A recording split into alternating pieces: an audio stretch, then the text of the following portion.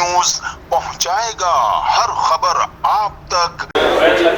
جی ناظرین، میں ہوں آپ کا میزبان اسلم خان اور آپ دیکھ رہے ہیں CNBC۔ اس وقت میں موجود ہوں ابوالحسنانی روڈ پہ ایک نجی بینکوٹ میں، اور یہاں ایک پروگرام منعقد کیا گیا سید علی خمینی کے حوالے سے۔ آئیے لے کر چلتا ہوں اور آپ کو دکھاتا ہوں کہ کون کون ہیں اور کس کس حوالے سے یہاں پہ گفتگو۔ آئیے چلتا ہوں آپ کو۔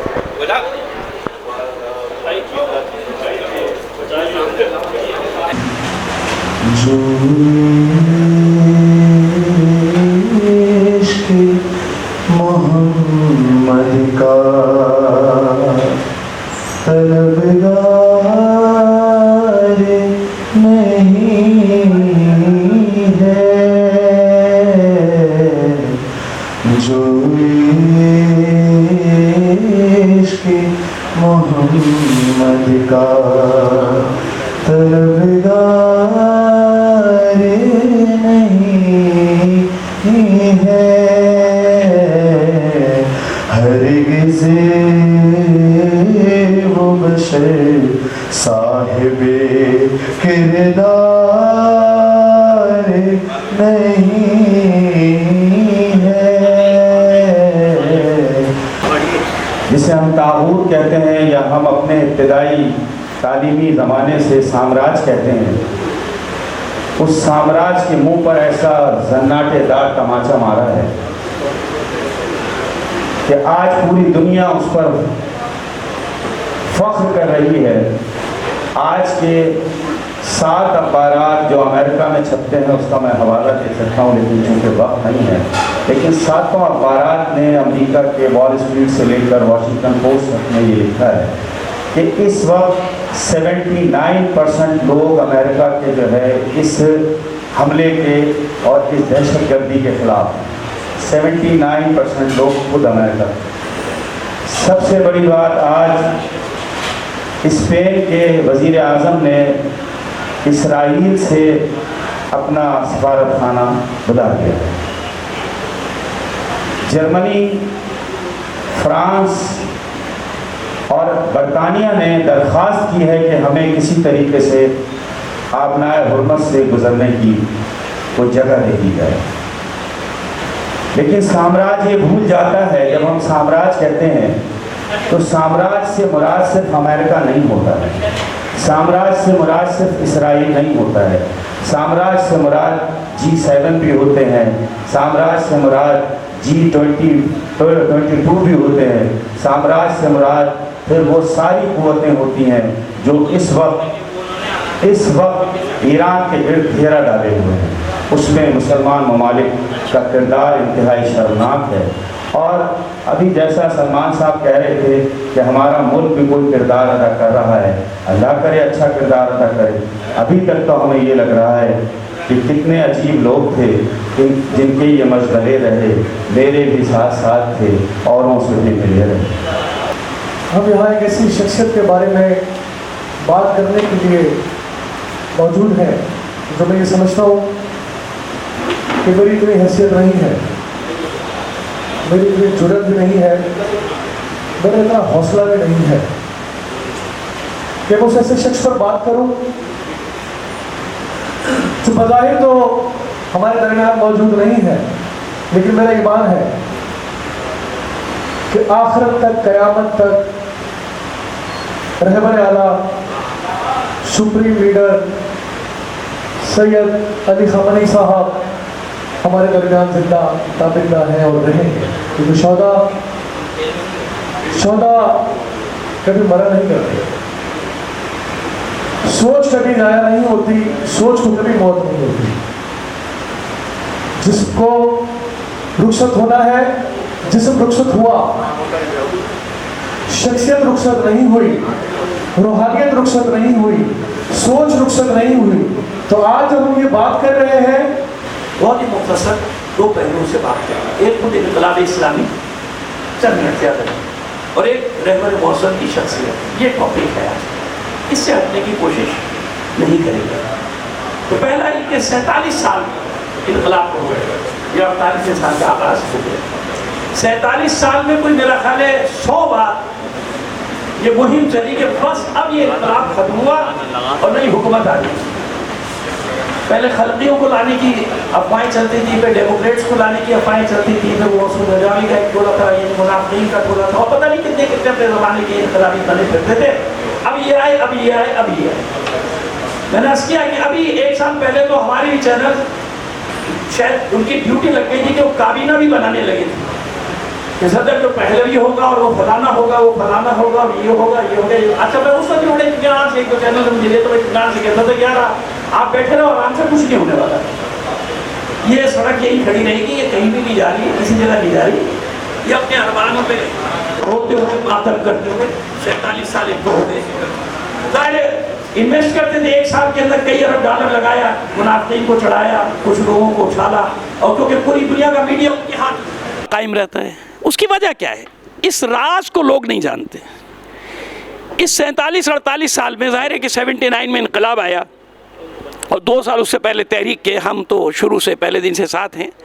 जो लोग नज़दीक से मॉनिटर कर रहे थे, कुछ होते हैं बरसाती इनकलाब आया, थोड़े दिन के लिए इनकलाबी बने, फिर भाग लिए, या कुछ ने फ़ायदा उठाया, भाग लिए। ये हर तहरीक के साथ, हर इनकलाब के साथ जो होता है वो इस इनकलाब के साथ भी हो रहा था।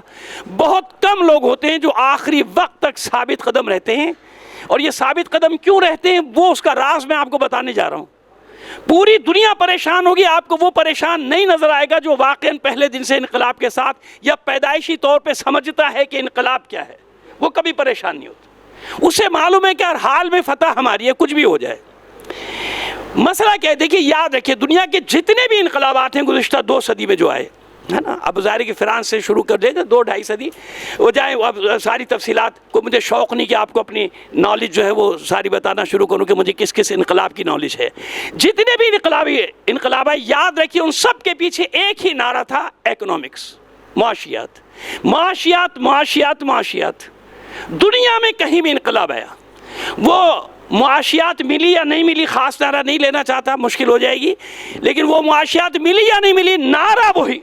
हम यहाँ पर बहरिया टाउन कराची से आए हैं, और वहाँ पर अतराफ़ के गांव में हम कुछ फ्री मेडिकल कैंप्स वगैरह हम करते हैं। तो सोशल वेलफेयर, बहरिया टाउन की सोशल वेलफेयर से भी हमारा ताल्लुक़ है।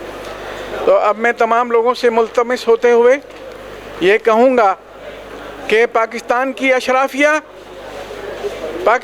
अशराफिया और पूरी दुनिया बेचैन और परेशान है कि इस वक्त दुनिया में इस्लाम की लीडरी कौन लेकर चला गया, कौन मुसलमानों की क़यादत इस वक्त करने आ गया है। और अब इस परेशान की बात नहीं है, आपको भी और हमें भी समझना चाहिए कि ये लीडरी ईरान को, खामनाई को, खुमैनी को कैसे मिली। ये क़यादत इसी तरह से नहीं मिलती, इसके लिए कुर्बानी देनी पड़ती है, इसके लिए एहसान करना पड़ता है, इसके लिए दोस्ती करना पड़ती है। आपने देखा कि ग़ज़ा में कौन थे?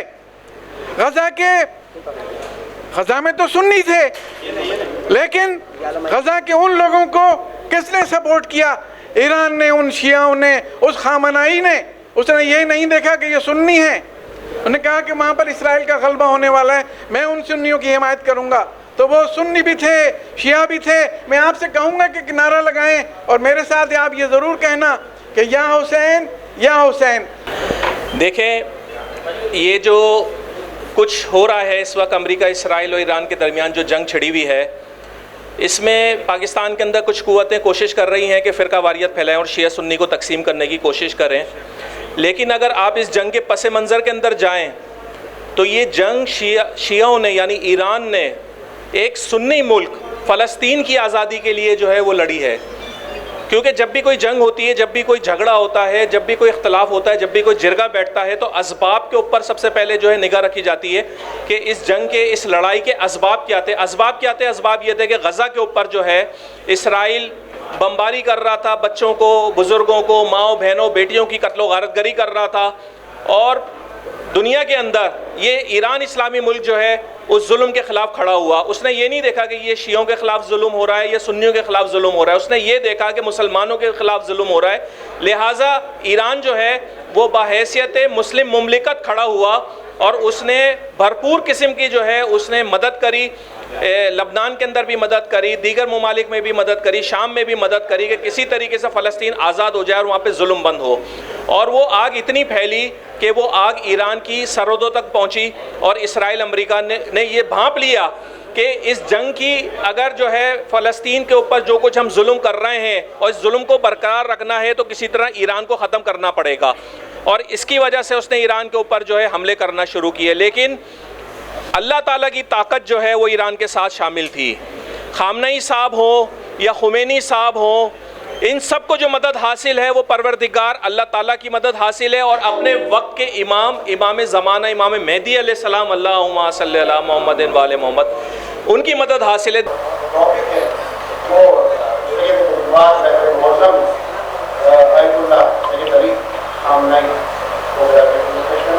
میں بس یہاں پہ انتہائی اختصار کے ساتھ کہوں گا کہ دنیا کا واحد غیرت مند رہنما,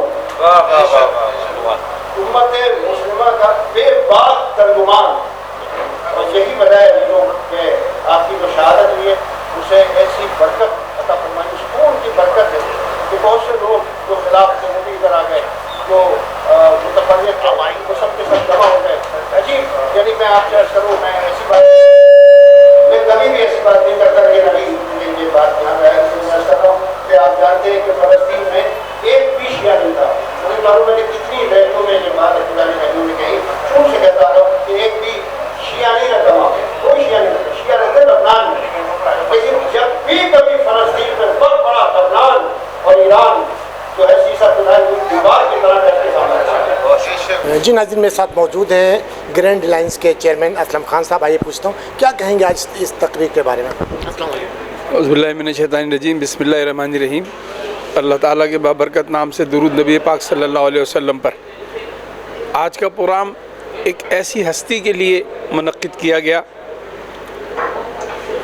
کہ جو عرصہ دراز سے ایران کی خدمت کر رہے تھے, ایران کے سپریم لیڈر تھے اور ہمیشہ وہ شہادت کے طلبگار تھے.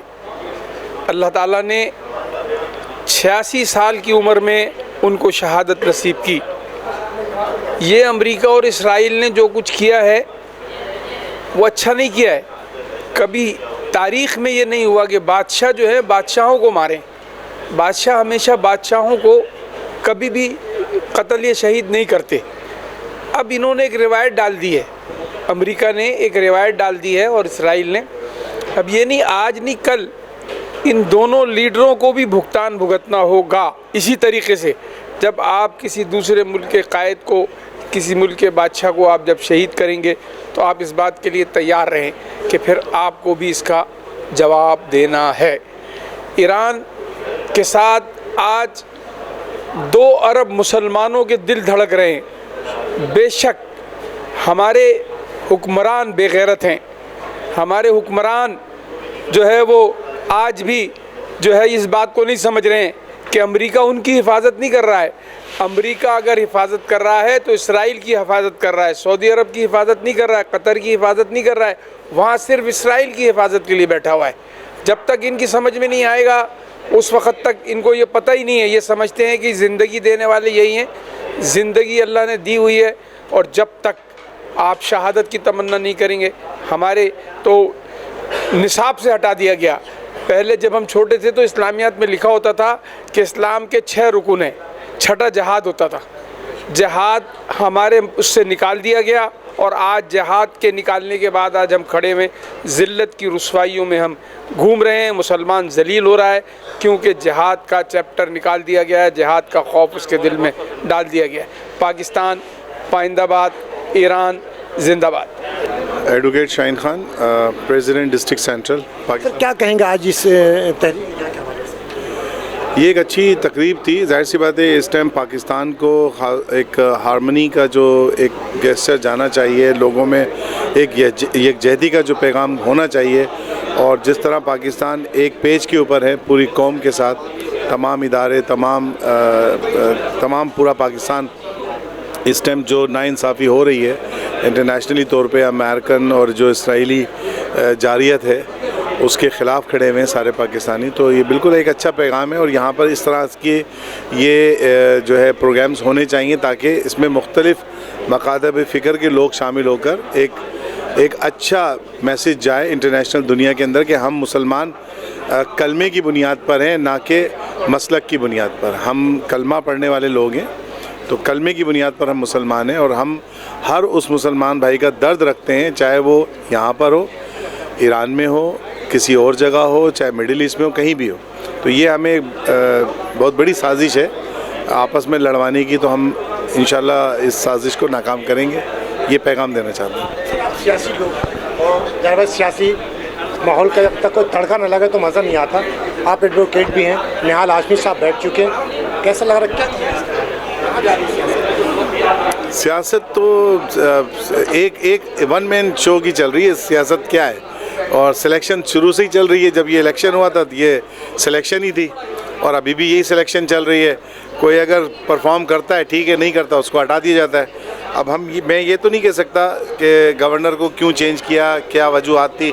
وہ گورنر ہی نہیں تھے, انہوں نے بھی وائلیشن کی کسی ایک چیز کی ہوتی ہے, اور وائلیشن نہیں کرنی چاہیے. اگر کوئی سیٹ کسی کو مل جائے تو ٹھیک ہے, پارٹیاں اپنی جگہ بھی ہوتی ہیں, پارٹی کا نام بھی لیا جاتا ہے, لیکن آپ ایک نیوٹرل فیس کے اوپر آتے ہو, تو وہ نیوٹرل فیس کو آپ نے بالکل ہی جو ہے وہ اپنی کسٹوڈین میں کر لیا تھا.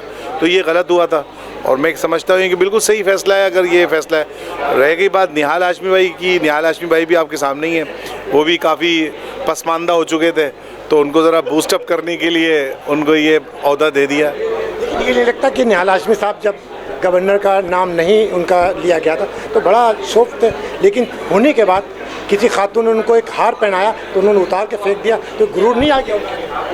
نہال ہاشمی بھائی کے پاس یہ ہمیشہ سے رہتی ہے, وہ یعنی ان کی اندر ایک عادت ہے ماشاءاللہ, صحیح چلتے چلتے وہ کہیں نہ کہیں ایک چھوٹی سی کہیں نہ کہیں ادھر جاتے ہیں. وہ آپ ان کی اسپیچ میں دیکھ لیں, ان کے چلنے میں دیکھ لیں, ان کے بیہیویئر میں دیکھ لیں, یہ ایک ہیومن بیہیویئر ہے, اس کو ہم عورتوں زیادہ کچھ نہیں کہہ سکتے. سر آپ جی تعارف کرا دیں. السلام علیکم. اسلم یونس, جنرل سیکرٹری پاکستان مسلم لیگ فنکشنل ڈسٹرکٹ سینٹرل.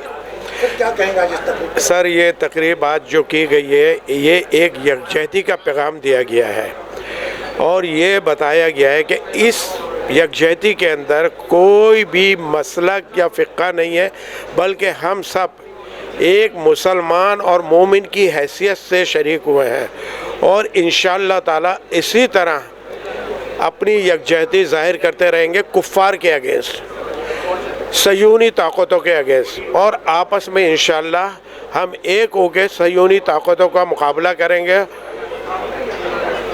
سر دوسری لڑائی ایران میں ہو رہی ہے اور اس کا ایفیکٹ پاکستان پڑ رہا ہے, پیٹرول پہ پیسے بڑھا دیے گئے, تو اس کو کہاں دیکھتے ہیں؟ سر دیکھیے دنیا میں کہیں پہ بھی دیکھ لیں, جب بھی کوئی وار ہوتی ہے تو اکنامکس پہ اس کا اثر پڑتا ہے.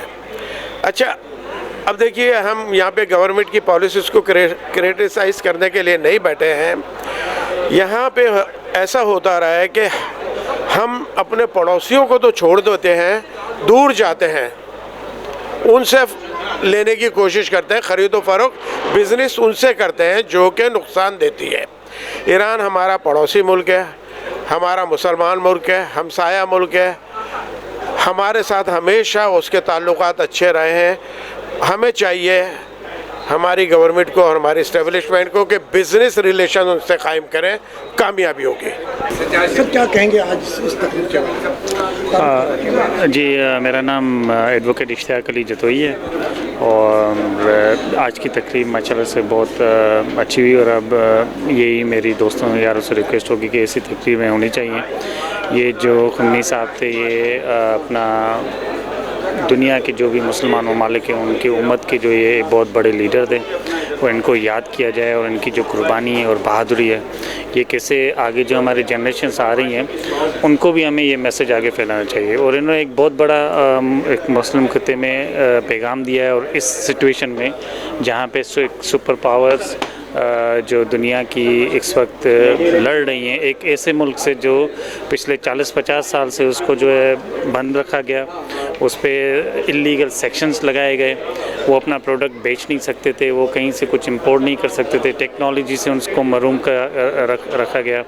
تو اس حوالے سے اس سے باوجود بھی انہوں نے اتنی بہادری دکھائی ہے, بلکہ اور اس اصل لیڈر اسی کو ہی بولتے ہیں کہ وہ خود تو بہادر تھے پر پیچھے جو وہ 30-40 سال میں جو وہ پیچھے عوام اپنے پیچھے کھڑے گئے وہ بھی پورا بہادری کا مظاہرہ وہاں پہ اپنے ملک میں ایران میں کر رہی ہیں. تو ہم سب مسلمانوں کو اور سارے ممالک جو بھی ہیں ان سب کو میں ایک لیسن ہے اور ہم سب کو اسی طرح سے بہادری سے ڈٹ کے کھڑا ہونا چاہیے. جب آپ کے حقوق اور آپ کے خلاف ایسی کوئی بھی باہری یا اندرونی قوتیں یا طاقتیں ہوں جو آپ کا حق لے رہی ہیں اور آپ کی آئیڈینٹیفیکیشن جو آپ سے چرا لیں, تو اسی طریقے سے بہادری کا مظاہرہ کرنا چاہیے اور کھڑے ہو کے فائٹ کریں. سر کیا کہیں گے آج اس تقریب کے بارے میں جس طریقے کی تقریب منعقد کی؟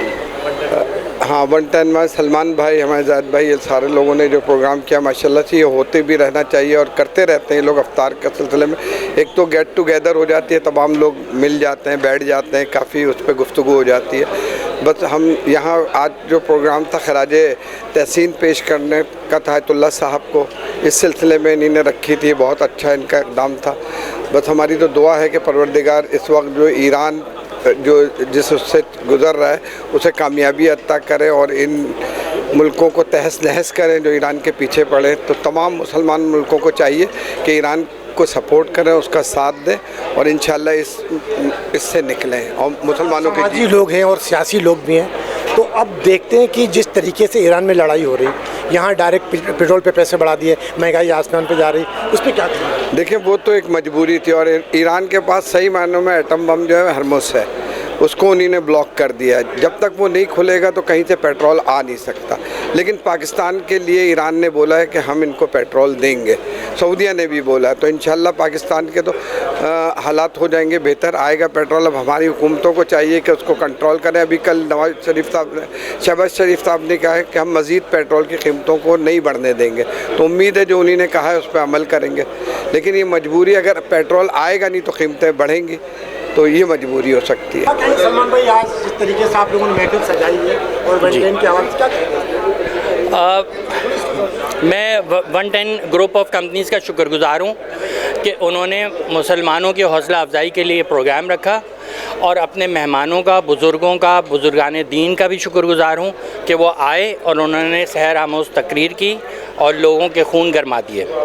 اور میرا یہ کہنا ہے کہ رہبر کی, خامنائی صاحب کی, اگر آپ نے جاننا ہے تو آپ ایران کے حالیہ بہادری دیکھ سکتے ہیں اور اس بات سے اندازہ لگا سکتے ہیں کہ اگر ایران کی طرح کے 4-5 ملک اور ہو جاتے اس دنیا میں, بے شک وہ اہل سنہ کے ہوتے, وہ حکومتیں بھی اہل سنہ کی, عوام بھی اہل سنہ کی, لیکن جگرا اور نظریہ ایران والا ہوتا تو کسی کے مائی لال کی ہمت نہیں تھی امریکہ اور اسرائیل کی کہ وہ مسلمانوں کو اس طرح سے ان کا قتل عام کرے. ابھی ایران نے اکیلے ہلا کے رکھا سب کو, باقی ملکوں کو کیا ہوتا ہے؟ ایران نے اکیلے ہلا کے رکھا. جی یہ آپ نے صحیح کہا ہے, لیکن بہرحال ایک اکیلا شخص جو ہے, جنگل میں ویسے کہتے ہیں شیر اکیلا ہی ہوتا ہے, تو ایران شیر ہے. جی ناظرین, آپ نے دیکھا جس طریقے سے محفل کو سجایا ہے, اور ہم کہیں گے آج اس محفل کے دولہا عاصم بنگل صاحب ہیں. آئیے پوچھتے کیا کہیں گے آج اس کے حوالے سے. سر کیا کہیں گے, اور مہمانوں کے بارے میں بھی کیا کہیں گے؟ میں سب سے پہلے تو اللہ کا شکر ادا کرتا ہوں کہ یہ سب, اور ان سب مہمانوں کا بھی شکریہ ادا کرتا ہوں کہ یہ سب آئے ہماری دعوت پہ. اور دوسرا کہ یہ آیت اللہ خامنائی صاحب کے حوالے سے جو بھی جارحیت امریکہ نے اور اسرائیل نے مل کے کی ہے, یہ ان کی تعزیتی تقریب دی, اور ان سب مہمانوں کا بہت شکریہ جو بھی یہاں آئے حاضری دی. جی ناظرین, آپ نے دیکھا کہ جس طریقے سے تمام مہمان گرامی یہاں پہ آئے, اور ہر کسی نے کہا سید علی خامنئی کی جو زندگی کے بارے میں اگر معلوم کرنا ہے تو کتابیں پڑھیں اور ان کی شخصیت کو پہچانیں. اور جس طریقے سے امریکہ کی یہودیوں کو انہوں نے چھکے چھڑا دیے ہیں, آج وہ گھٹنے ٹیکنے پہ مجبور ہیں اکیلے ایران نے. اگر ایران کا اسی طریقے سے بہت سے ملک دوسرے اگر ساتھ دیں تو ہم یہودیوں کی اینٹ سے اینٹ پہ جا سکتے ہیں. कैमरामैन सैयद आसिफ के साथ असलम खान, CNBC से कराची। इस वीडियो को लाइक करें, हमारे चैनल को सब्सक्राइब कर बेल आइकन ज़रूर प्रेस करें हमारी न्यू वीडियो सबसे पहले देखने के लिए।